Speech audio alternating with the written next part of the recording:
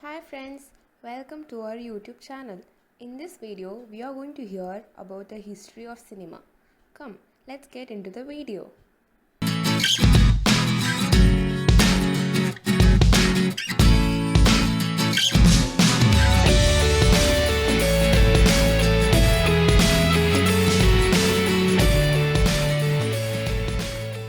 Brief history of cinema. In 1872, Stanford was a wealthy robber baron, former governor of California, and a horse racing enthusiast with way too much time on his hands.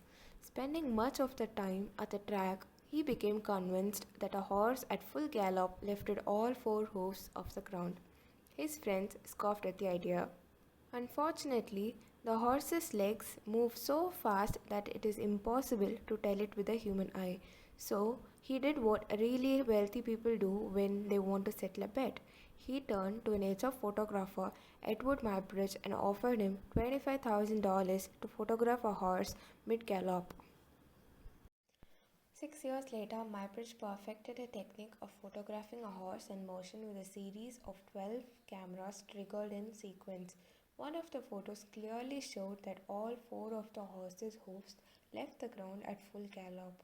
Muybridge pocketed the $25,000 and became famous for the invention of series photography, a critical first step towards motion pictures. Of course, the mechanical reproduction of an image had already been around for some time. The camera obscura, a technique for reproducing images by projecting a scene through a tiny hole that is inverted and reversed on the opposite wall or surface, had been around since at least the 5th century BC, if not thousands of years earlier.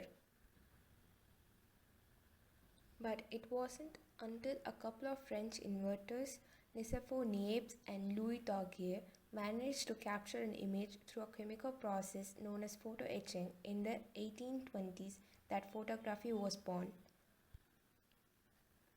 By 1837, Niepce was dead and Daguerre had perfected the technique of fixing an image on a photographic plate through a chemical reaction of silver, iodine and mercury.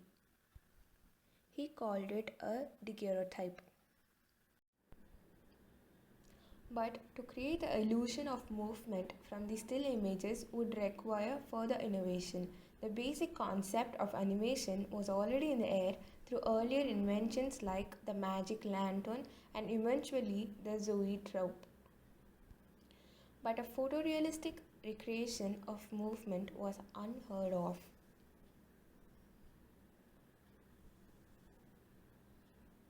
That's where Muybridge comes in. His technique of capturing a series of still images in quick succession laid the groundwork for other inventors like Thomas Edison, Woodville Latham, and Auguste and Louis Lumiere to develop new way of photographing and projecting movement. Crucial to this process was the development of strips of light-sensitive celluloid film to replace the bulky glass plates used by Muybridge. This enabled a single camera to record a series of high-speed exposures rather than multiple cameras taking a single photo in sequence. It also enabled the same strip of film to be projected at an equally high speed, creating the illusion of movement through a combination of optical and neurological phenomena. By 1893, 15 years after Muybridge won Stanford's bet, Edison had built a first movie studio, a small, cramped wood frame hut covered in black tar paper with a hole in the roof to let in sunlight. His employees nicknamed it as the Black Maria because it reminded them of the police prisoner transport wagons in use at that time, also known as paddy wagons with apologies to the Irish. One of the first films they produced was a 5-second scene of a man sneezing.